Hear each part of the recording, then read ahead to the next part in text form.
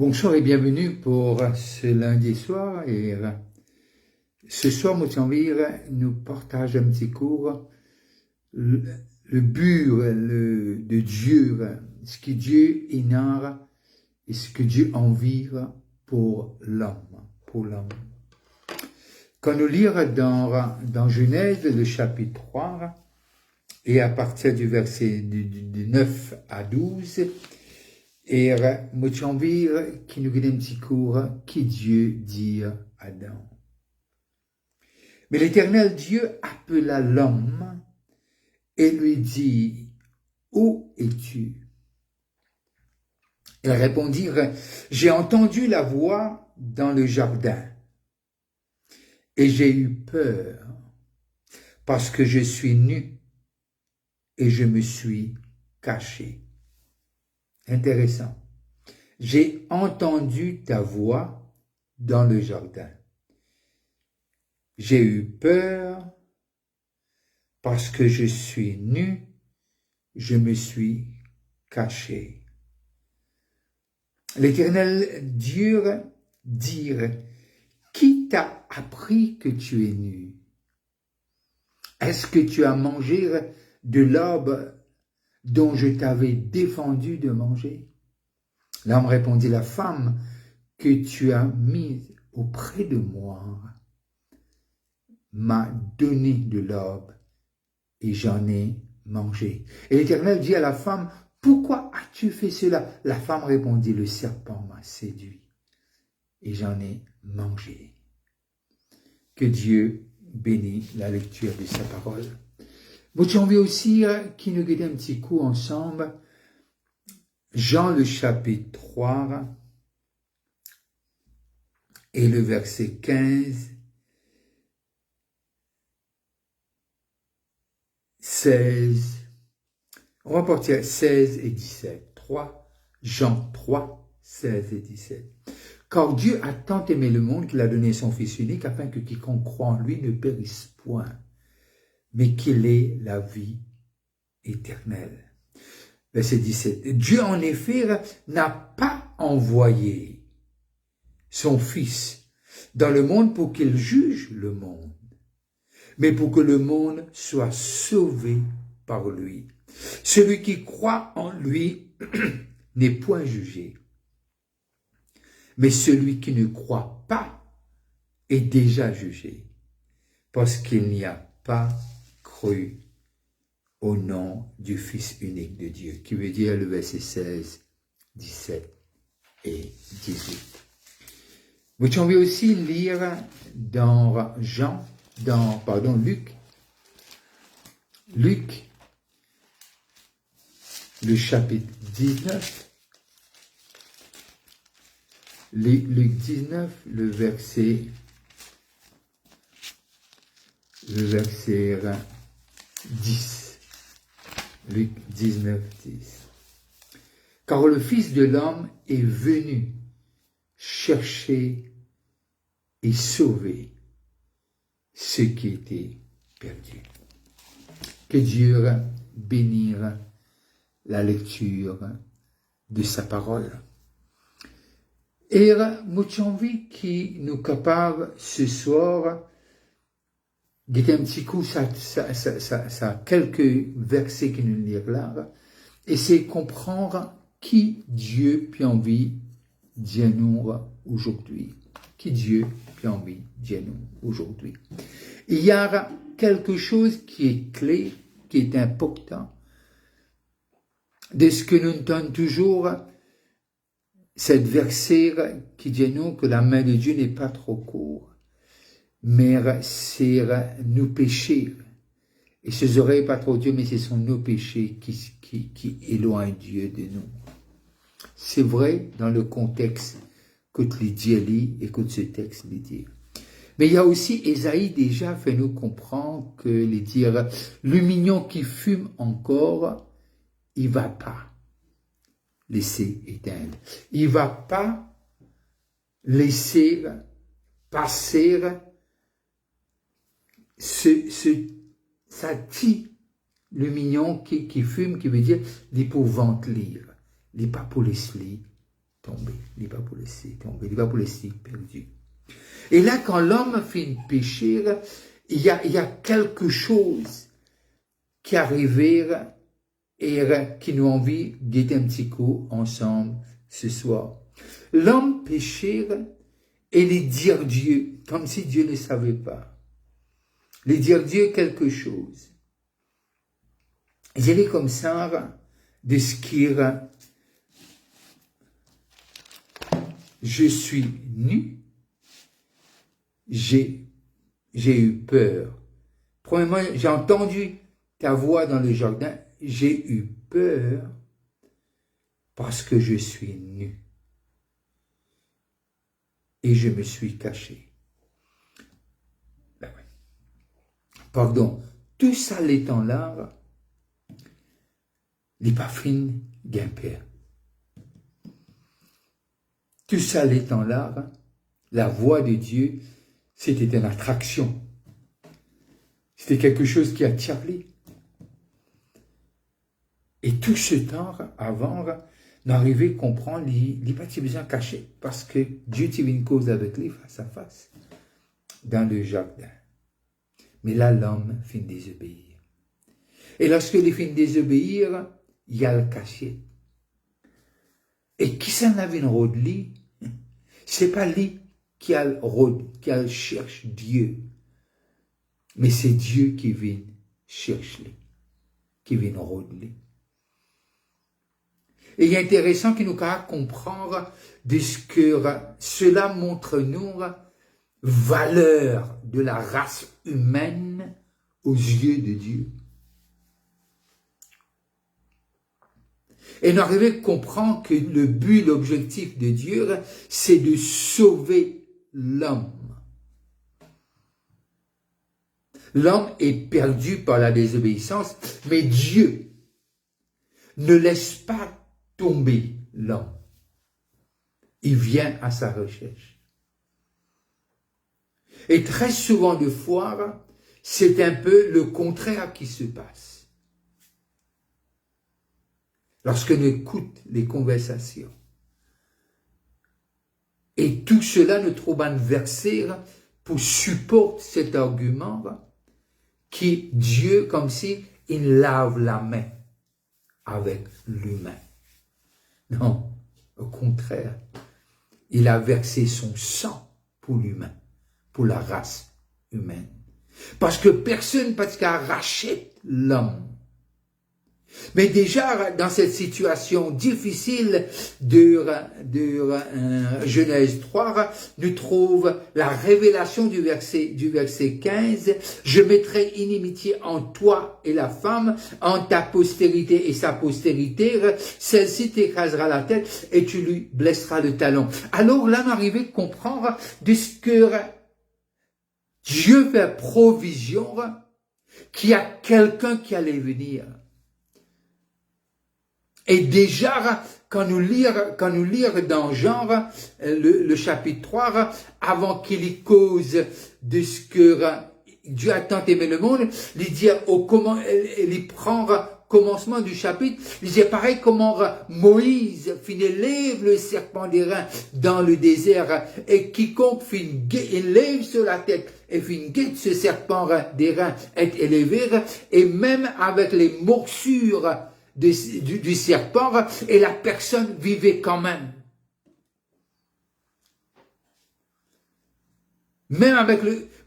Alors on arrivait à comprendre, même avec ce piqûre qui finit arriver dans Genèse 3, de ce que Dieu, l'Éternel, fait provision pour le salut de l'homme.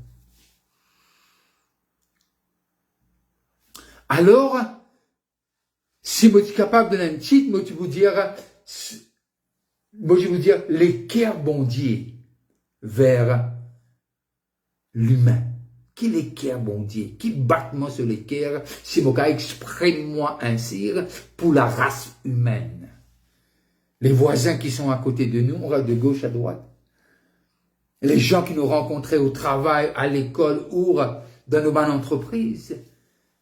Mais Dieu, il garde toujours au centre. Quand nous lisons l'histoire du fils prodigue, nous arrivons à comprendre de ce que le père il attend qu'il retourne à lui-même. Nous allons lire la parabole là, et il retourne à lui-même et il dit mon poil vers mon papa. Mon poil, la case, mon papa. Et là, l'histoire est intéressante. Il dit nous non seulement qui Dieu vient vers l'homme, et il y a aussi les couvert l'homme. Il fait le premier vêtement pour capable envelopper l'homme, parce que il tient enveloppe lui-même avec une feuille. Mais là, Dieu couvert lui. Alors, moi j'ai envie peut-être trop souvent de fois nous finir oublier que Dieu envie que l'homme ne soit pas perdu pour toujours. J'ai eu peur parce que le péché y apporte une frayeur, le péché y apporte une séparation, c'est vrai. Mais Dieu est venu pour réconcilier l'homme. Jésus est venu pour réconcilier l'humain avec son Créateur. Et ce qui est intéressant dans Jean, et comment nous finissons de lire, et clair et net, lorsque nous lisons le verset, très souvent de fois on arrête le verset 16, mais le verset 15 dit quelque chose.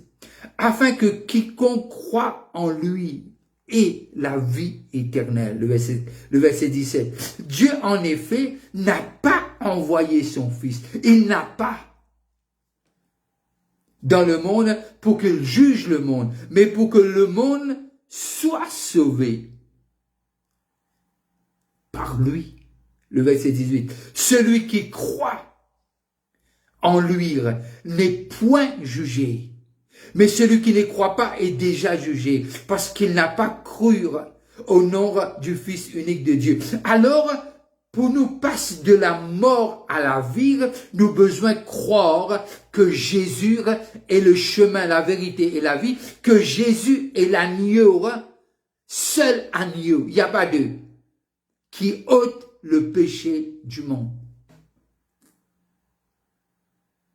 Alors, qui veut dire, d'après le texte qu'il nous lit, nous responsabilité, dire l'humain, dire les gens qui sont comme nous, il y a quelqu'un qui est venu mort à la croix. Et il est mort pour toi. Tu le sais pas encore, mais la bonne nouvelle, je veux t'annoncer que Jésus-Christ a donné sa vie pour toi. Alors, n'aie plus peur. Parce qu'il a vaincu le monde, selon Jean 16, 33. Il a vaincu le monde. Alors, il nous accompagne dans ce monde. Même avec ses douleurs, même avec ses difficultés, même avec ses tribulations, il marche avec nous. Il marchera avec ceux qui l'ont accepté. Avec ceux qui ont cru en lui. Alors ne sois pas découragé ce soir. Peut-être il y a des membres dans ta famille, tu as prié pour eux, ils savent. Mais ne sois pas découragé. Ce que j'ai à te dire, ne sois pas découragé, parce que cette parole est esprit et vire, et la semence va germer. Il va germer. Et Dieu, c'est pour cela qu'il nous dit de prier. Il dit pour exaucement. Va lire, si tu as un peu de temps, j'espère que tu le trouveras, Jérémie 29. Lis le verset 10, le verset 11 et le verset 12 et le verset 13. Et tu comprendras que Dieu a envie qu'il nous invoque lui. Alors, notre mission, nous, qui connaissent Jésus, qui aujourd'hui nous allons vers ceux qui ne pas connaissent, et nous allons dire, Jésus est venu pour te sauver. Et peut-être peut-être n'est pas pour trop content. Parce que la Bible dit nous clair, pas tous ceux qui peuvent accepter. Mais nous pas connaître que ça n'a pas accepté. Alors nous avons besoin de dire à tout le monde que Jésus-Christ est le sauveur de la race humaine. Pas une religion. Non. L'ennemi pour sauver la race humaine qui sort d'Adam et de Ève. Alors, c'est une bonne nouvelle que Jésus sauve encore en 2025. Il ne fallait pas nous choisir qui ça là. Nous porte la bonne nouvelle. Et ce qui est intéressant de ce que quand nous lire Zacharie, et là nous trouve quelque chose, Zacharie 8. Zacharie 8 et le verset 23. Et c'est intéressant que déjà, qu'il est dit nous 8, 23. Ainsi parle l'Éternel désormais, en ce jour-là, 10 hommes de toutes les langues des nations saisiront un juif. Vous pouvez dire, non. Il dit, à cause de nous là, nous sommes dans l'alliance qu'il a fait avec Abraham. Non pas circoncis du corps, mais circoncis du cœur. Ainsi parle l'Éternel désormais, en ce jour-là, 10 hommes de toutes les langues des nations saisiront un juif par le pan de son vêtement et diront, nous irons avec vous quand nous avons appris que Dieu est avec vous. Nous avons constaté que vous êtes la lumière du monde et le sel de la terre. Et j'aime cet épisode de la prostituée arabe lorsque Josué parle conquérir il n'avait pas d'espion. Et déjà, cette femme, l'apprend que nous, bon Dieu, il est le Dieu du sommet, il est le Dieu des vallées, il est le Dieu qui vraiment, lorsque Dimon entend cette histoire de Jéricho, et déjà le peuple de Jéricho, de ce parti de Canaan, et de connaître que Israël, Dieu était avec Israël. Et nous avons envie de dire aujourd'hui, cette parole nous dit et nous fait cette promesse. Lorsque nous allons lire dans Marc le chapitre 16. Lisons Marc le chapitre 16. Juste pour gagner un peu de temps, nous allons voir ce que la parole dit. Et laissons la parole expliquer la parole ce soir. Marc 16 nous dit quelque chose qui est extraordinaire et qui vraiment doit nous encourager ce soir. Et voilà ce qu'il dit. À partir du verset 15, je vais prendre Jean 16 à partir du verset 15. Puis, il leur dit, allez par tout le monde et prêchez la bonne nouvelle à toute la création, tout le monde. Celui qui croira et qui sera baptisé sera sauvé, mais celui qui ne croira pas sera condamné. Voici les miracles qui accompagneront ceux qui auront cru. En mon nom, ils chasseront les démons, ils parleront de nouvelles langues, ils saisiront des serpents, s'ils boivent quelques breuvages mortels, il ne leur fera point de mal.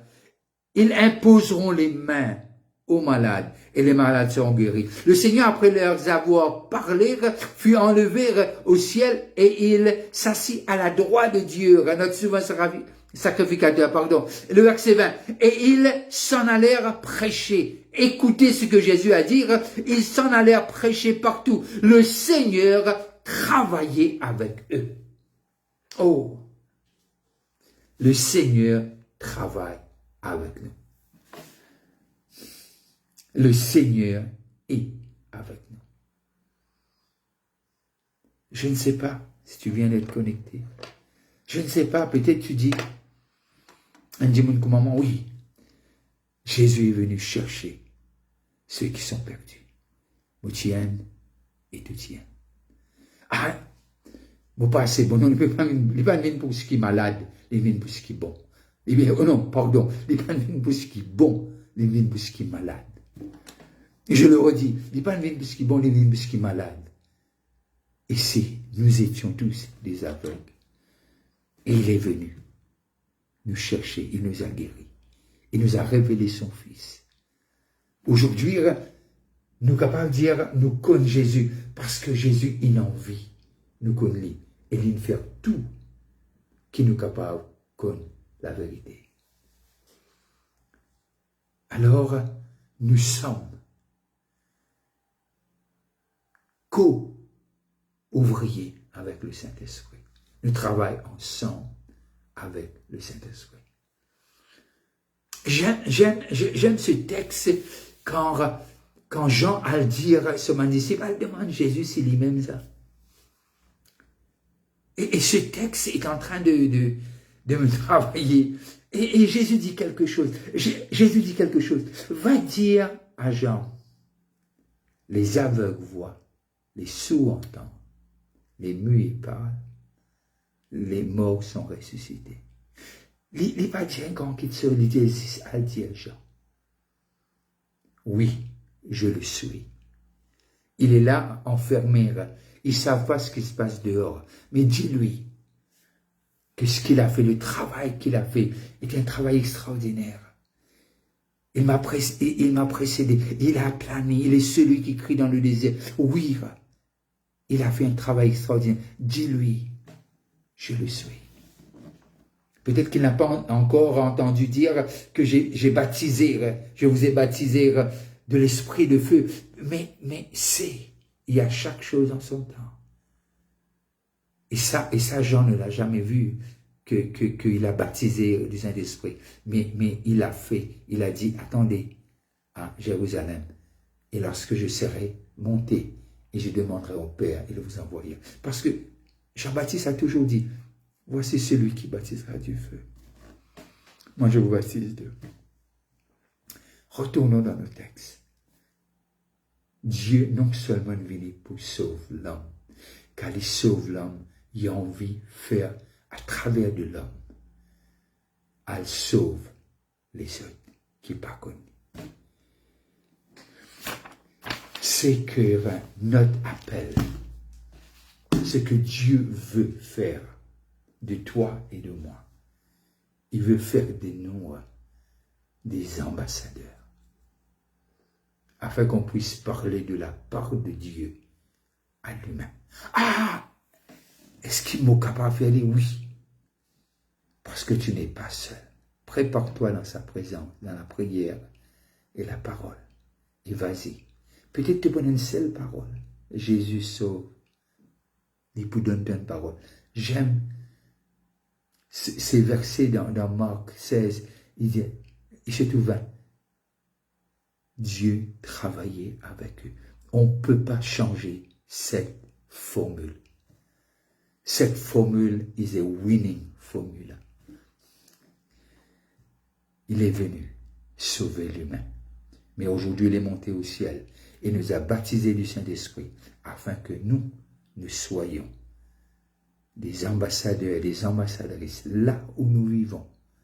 Et nous déclarons les oracles de Dieu par nos actions, par nos paroles et par être là au milieu, être la lumière qui va éclairer ceux qui sont encore dans le ténèbre. Sur ceci, je dois prendre congé de vous et je vous dire, vous n'êtes pas n'importe qui. Je le dis, j'aime le dire parce que la parole nous le dit, Pierre nous le dit. On est cette sacerdoce royale, appelé pour être comme lui, selon 1 Jean 4, 17. Et nous sommes la prunelle de ses yeux. Il ne nous laissera pas seuls. Allez-y, dis à quelqu'un que Jésus les aime. Dis à quelqu'un que tu n'es pas seul. Dieu est avec toi. Passez une très bonne fin de soirée. Si vous passez à table, je vous dis bon appétit. Et restez connectés. Et on va se rencontrer jeudi soir à 7h et aussi dimanche à 10h. Alors, que Dieu vous bénisse, que la lumière de sa face n'arrête pas de briller sur vous. Si vous êtes malade, je prie au nom de Jésus que Dieu vous touche et que Dieu, par sa puissance, guérisse la cause de Bye bye, bonne fin de soirée.